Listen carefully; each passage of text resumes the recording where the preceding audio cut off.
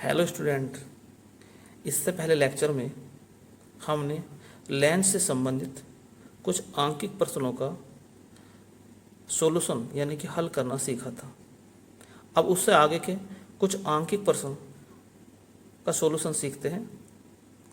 तो question number 5 है, एक उत्तर लेंस की वक्रता त्रिज्याएं क्रमशः 15 सेंटीमीटर व 30 सेंटीमीटर हैं। लेंस के पदार्थ का अपवर्तनांक 1.5 है। यदि लेंस को 1.3 अपवर्तनांक के द्रव में डुबो दिया जाए तो लेंस की फोकस दूरी व प्रकृति ज्ञात करो। यह भी ज्ञात करो कि यदि इसे 1.6 अपवर्तनांक के द्रव में डुबो दिया जाए तो लेंस की फोकस दूरी और प्रकृति ज्ञात करो। तो यहाँ पर दो क्वेश्चन हैं। पहले तो लेंस को डुबोया जाता है 1.3 अपवर्तनांक के द्रव में, और दूसरा क्वेश्चन इसमें यह है कि जब उसे डुबा दिया जाता है 1.6 अपवर्तनांक के द्रव में।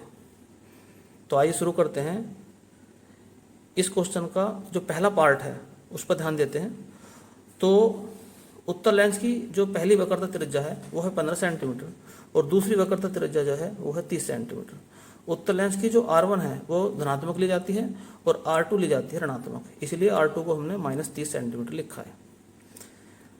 जो उत्तर लेंस है यानी कि वो कांच का बना हुआ है और उसका अपवर्तनांक दिया है 1.5, और जिस द्रव में उसे डुबोया गया है उसका अपवर्तनांक है 1.3। तो एयर के सापेक्ष लिक्विड यानी द्रव का अपवर्तनांक 1.3, एयर के सापेक्ष यानी कि वायु के सापेक्ष कांच का अपवर्तनांक है 1.5। अब यहाँ से पहले हम निकालते हैं n का मान। n क्या है? उस लेंस का अपवर्तनांक उस माध्यम के सापेक्ष जिसमें लेंस को डुबोया गया है। अब लेंस को द्रव में डुबोया गया है तो माध्यम क्या हो गया? द्रव हो गया यानी कि लिक्विड। तो लिक्विड के सापेक्ष कांच यानी कि ग्लास का अपवर्तनांक LNG, यहाँ पर G ऊपर आएगा और L नीचे, यानी कि ANG ऊपर और ANL नीचे। ANG का मान है 1.5 और ANL का मान दिया हुआ है 1.3। दशमलव से दशमलव कैंसिल कर दिया तो n का मान आ गया 15/13। निकालना क्या है हमें? द्रव के अंदर उस लेंस की फोकस दूरी यानी कि FL क्या होगी। तो सूत्र लगाते हैं।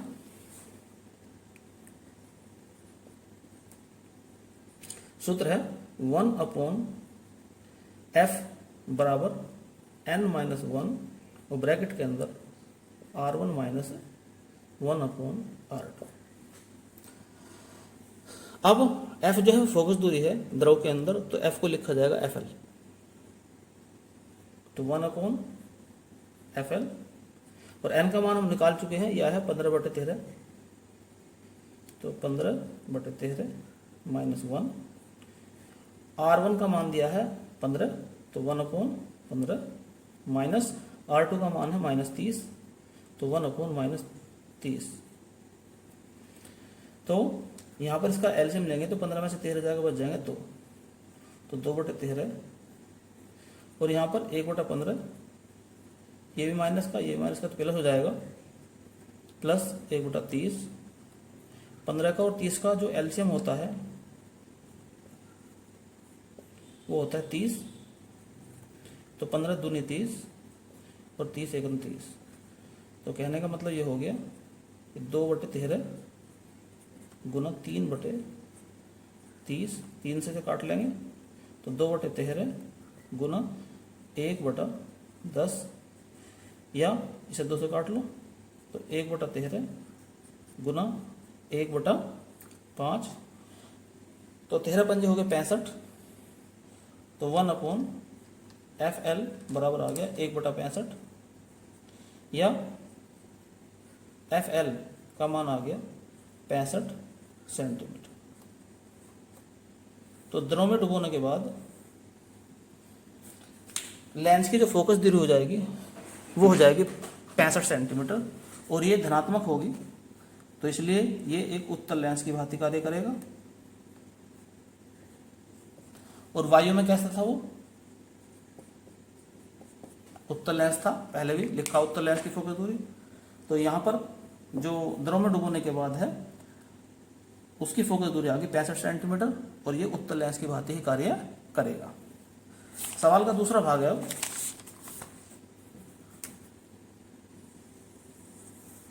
इसमें बाकी सब तो सेम रहेगा। ANG तो वो ही रहेगा 1.5, लेकिन ANL ये हो जाएगा 1.6, यानी कि अब की बार जो द्रव है उसका अपवर्तनांक लेंस के पदार्थ के अपवर्तनांक से अधिक है।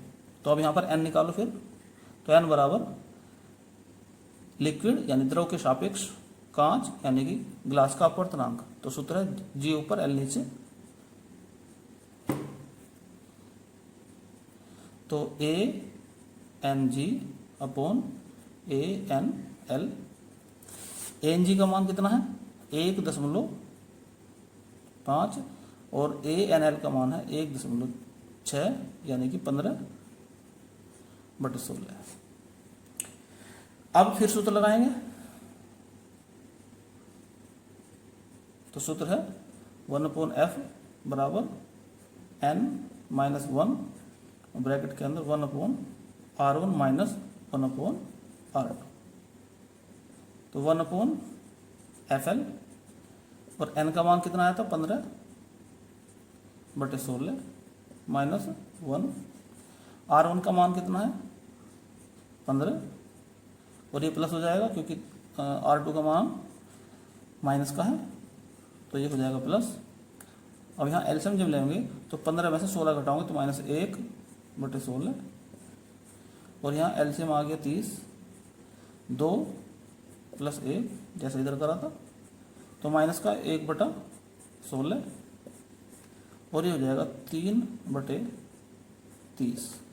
इसे फिर काट लेंगे पहले की तरह से, तो 1/16 माइनस का और ये आ जाएगा 1/10।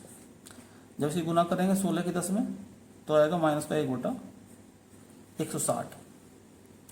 तो कहने का मतलब ये हो गया कि 1/FL बराबर आ गया माइनस का 1/160, तो FL का मान आ जाएगा -160 सेंटीमीटर। और कैसा आ गया, माइनस में आ गया, तो माइनस में होने के कारण यह हो जाएगा अवतल लेंस। और यहां पर अगर ध्यान से आप देखोगे तो यहां पर ANG का मान छोटा है ANL से, और इधर जो है ANG का मान जो इसमें था ANG का मान बड़ा है ANL से। और यदि ANG यानी कि लेंस के पदार्थ का अपवर्तनांक द्रव के अपवर्तनांक से अधिक होता है तो लेंस की प्रकृति नहीं बदलती है। तो ये लेंस जो पहला भाग था क्वेश्चन का, इसके अंदर लेंस वायु में उत्तल था तो द्रव में डुबोने के बाद भी उत्तल ही आया। लेकिन जैसे ही लेंस के पदार्थ का अपवर्तनांक द्रव के पदार्थ के अपवर्तनांक से कम हो गया तो लेंस को द्रव में डुबोने के बाद लेंस की प्रकृति बदल गई। जो लेंस वायु में उत्तल था अब इस दूसरे द्रव में डुबोने के बाद में वो अवतल लेंस की भांति कार्य करेगा।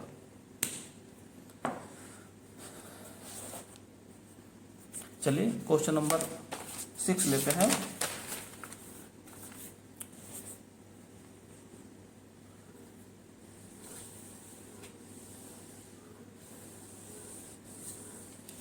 तो आइए शुरू करते हैं।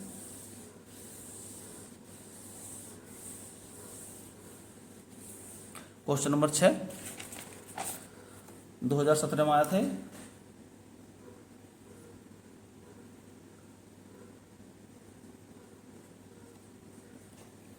क्वेश्चन लिखा हुआ है एक 10 सेंटीमीटर वक्रता त्रिज्या वाले कांच के द्विउत्तल का मतलब भी उत्तल लेंस ही होता है। द्विउत्तल लेंस को तल AB के अनुदिश 2 बराबर भागों में काटा जाता है। लेंस के किसी एक भाग को जल में डुबोने पर उस भाग की फोकस दूरी ज्ञात कीजिए। जैसा एक चित्र दिखा रखा है इसमें, तो इसे ऐसा काट दिया गया है। तो काटने के बाद में क्या होगा वो कंडीशन देखिए आप। पहले जो ये लेंस था, ये लेंस की पहली कंडीशन है।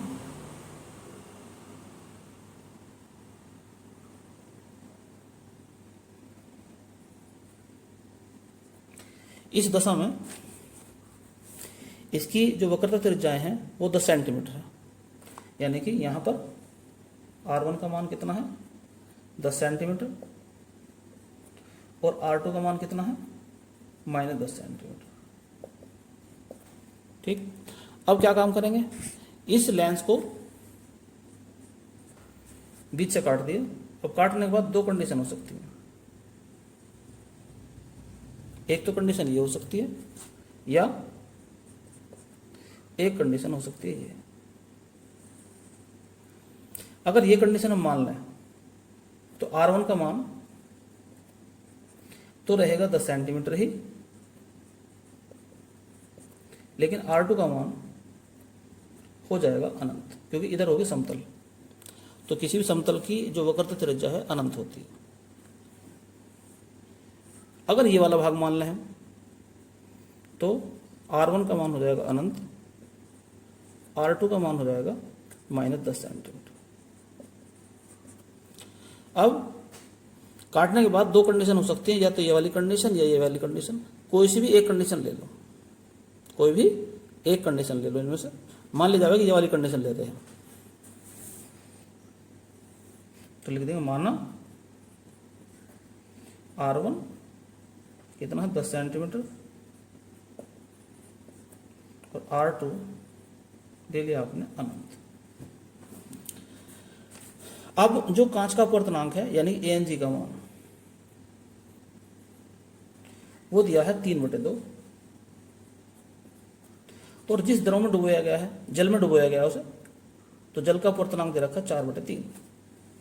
तो ANW का मान दिया है 4/3। अब सबसे पहले निकालते हैं N का मान। N यानी कि लेंस का अपवर्तनांक उस माध्यम के सापेक्ष जिसमें उसे डुबोया गया है। अब यह लेंस को किस में डुबोया गया है, जल में डुबोया गया है। तो जल यानी कि वाटर के सापेक्ष कांच का अपवर्तनांक, और सूत्र क्या है G ऊपर W नीचे, तो ANG अपॉन ANW। ANG का मान है 3/2, ANW का मान है 4/3। इसे ऊपर ले जाओ तो इन्हें लिख दो 3/2 और गुना करके नीचे वाली भी इनकी उल्टी करके गुना कर देंगे तो 3/4, यानी कि आ गया 9/8। तो n का जो मान आ गया है वो आ गया 9/8। अब सूत्र लगाते हैं, 1/f बराबर n-1 ब्रैकेट के अंदर 1/R1 - 1/R2। तो 1/f जल में डुबोया गया है तो FW लिख दो। n का मान है 9/8 -1। 1/R1 क्या माना हमने 10 सेंटीमीटर, R2 माना है अनंत।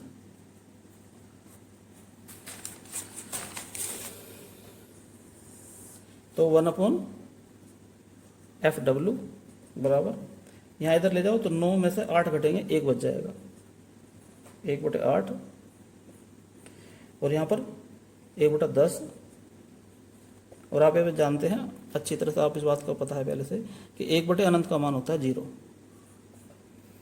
तो 1/8 और 1/10, तो ये हो गया 1/80।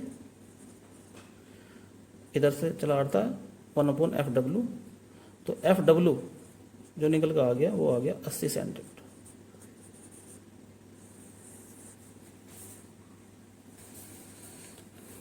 तो अब जब द्रव में डुबो देंगे लेंस को तो उसकी फोकस दूरी हो जाएगी 80 सेंटीमीटर। तो ये क्वेश्चन भी आपको अच्छी तरह समझ में आ गया होगा। अब हम क्वेश्चन नंबर लेते हैं 7।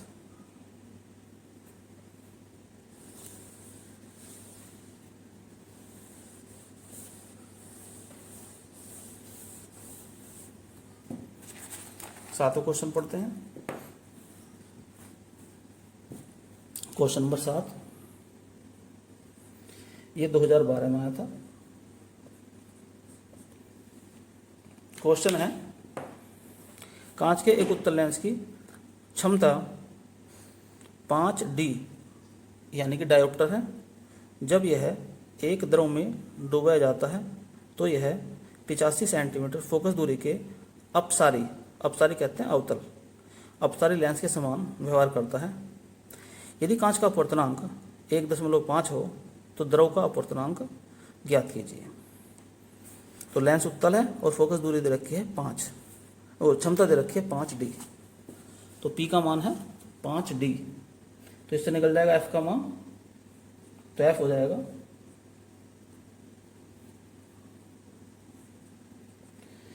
1/P यानी कि 1/5 मीटर। अब मीटर को बदलो सेंटीमीटर में, तो 100/5 सेंटीमीटर और 5 दूनी 20 सेंटीमीटर आ गए। तो लेंस की जो फोकस दूरी आ गई वो आ गई है 20 सेंटीमीटर और ये लेंस की फोकस दूरी है वायु में। तो चाहो तो इसे हम FA लिख सकते हैं। अब आगे क्या लिखा है, जब इसे द्रव में डुबो देंगे तो द्रव में डुबोने के बाद क्या होगा, वो कंडीशन लिखी है इसमें कि अगर द्रव में डुबो देंगे इसे तो इसकी फोकस दूरी क्या हो जाएगी। तो हमें निकालना है FL का मान, बल्कि दे रखा है FL का मान है यह 85 सेंटीमीटर।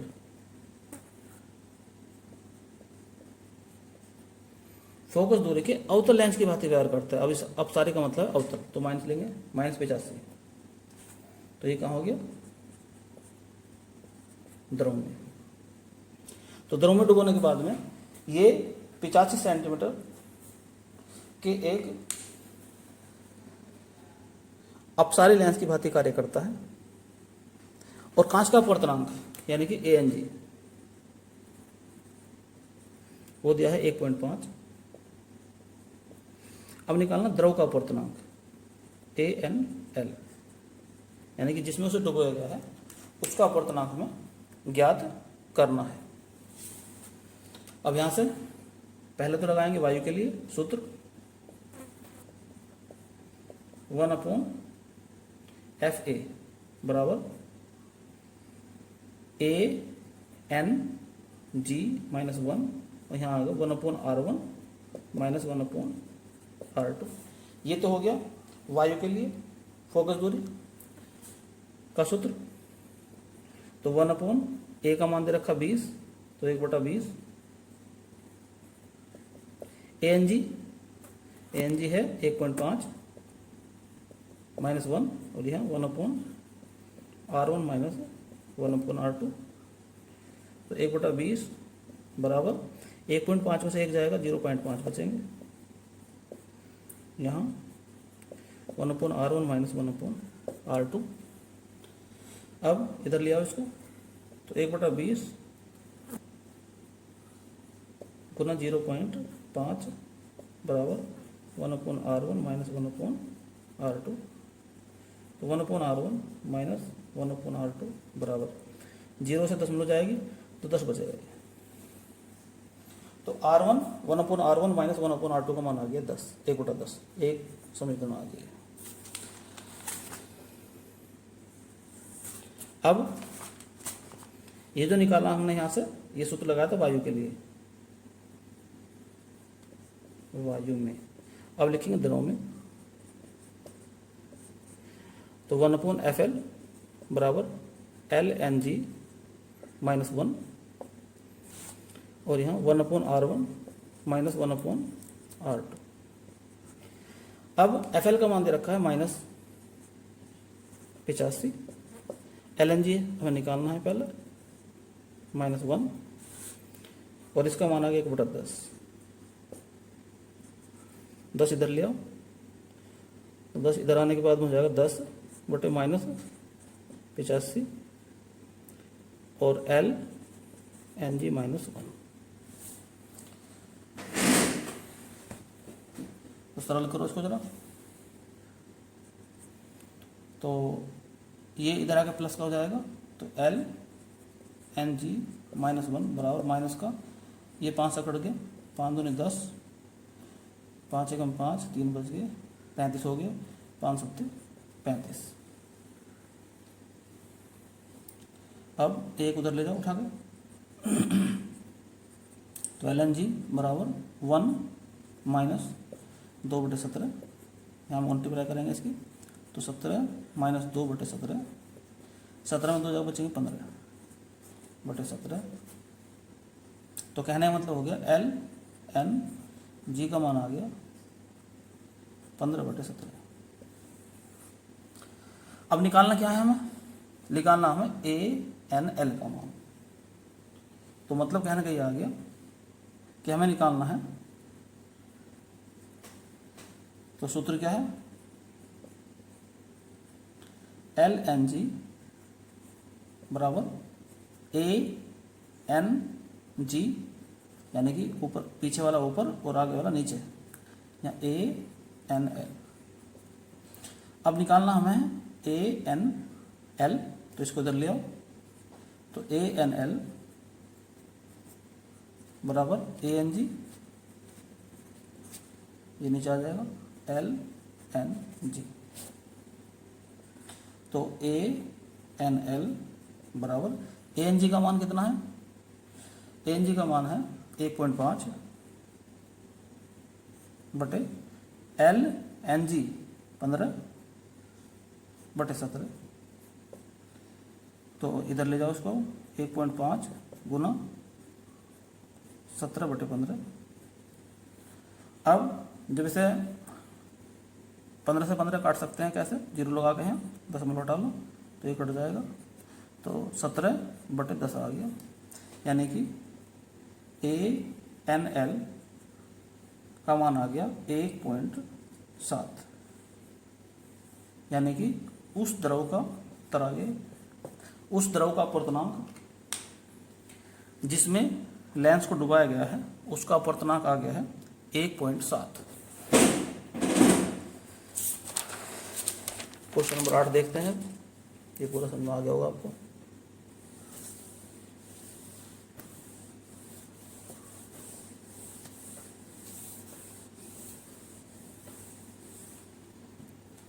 चलिए क्वेश्चन नंबर 8 पढ़ते हैं, 2017 में आया था ये।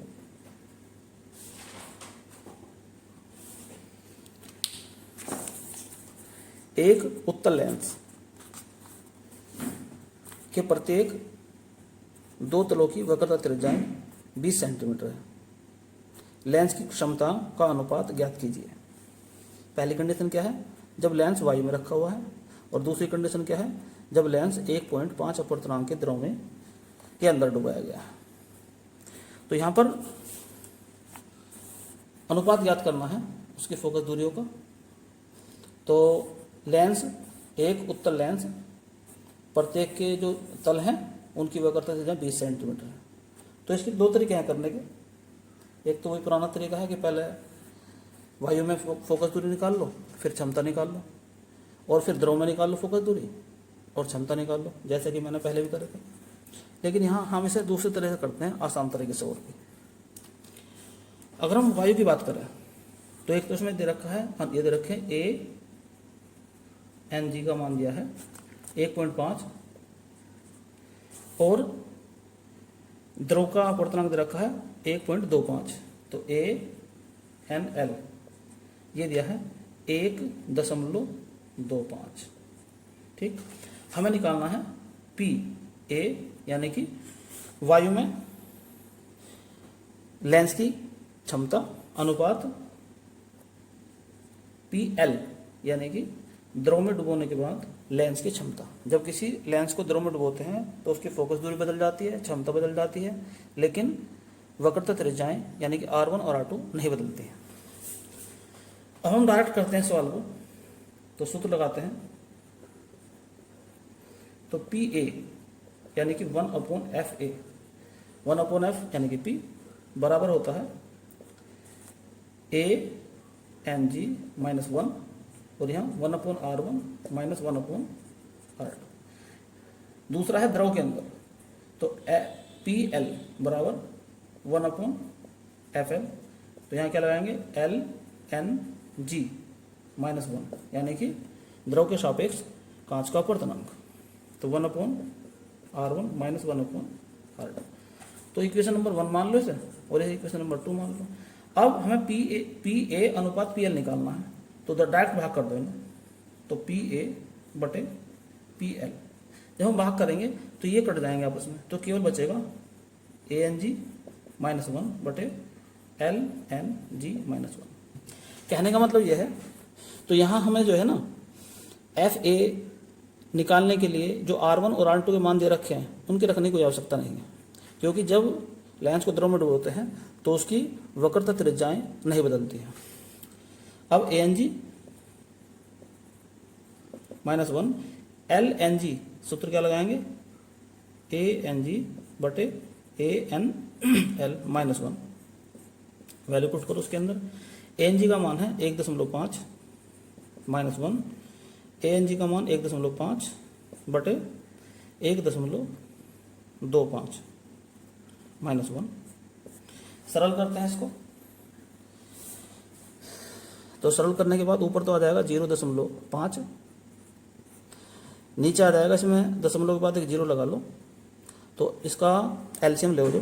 150 में से 125 घटाओ तो 25 बचेंगे, तो 0.25 बटे 1.25 भाई 150 और 125 ऊपर जाएगा, तो 150 में जब 125 घटाएंगे तो 25 बचेगा, और दशमलव भी आएगा इसमें।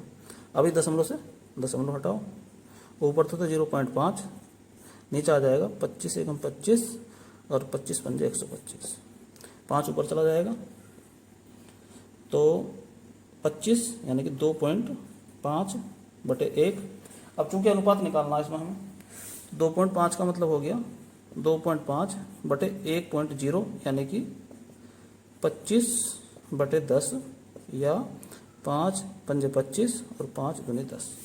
तो कहने का मतलब ये आ गया, ये क्षमताओं का जो अनुपात आ गया वो आ गया 5:2 उत्तर। तो उम्मीद करता हूँ ये क्वेश्चन आपको अच्छी तरह समझ में आ गया होगा, और यदि किसी भी क्वेश्चन में आपको कोई डाउट है तो आप कमेंट्स बॉक्स में लिख के बता सकते हैं। और यदि आपको ये वीडियो पसंद आई हो तो इसे लाइक करें, शेयर करें, और यदि चैनल अभी तक आपने सब्सक्राइब नहीं किया है तो चैनल को सब्सक्राइब कर लें, और साथ ही साथ बेल आइकन का बटन भी दबा दें, ताकि जब भी कोई वीडियो अपलोड की जाए, यानी कि आपके पास सेंड की जाए, तो उसकी सूचना आपको मिल जाए और आप उसका फ़ायदा उठा सकें। धन्यवाद।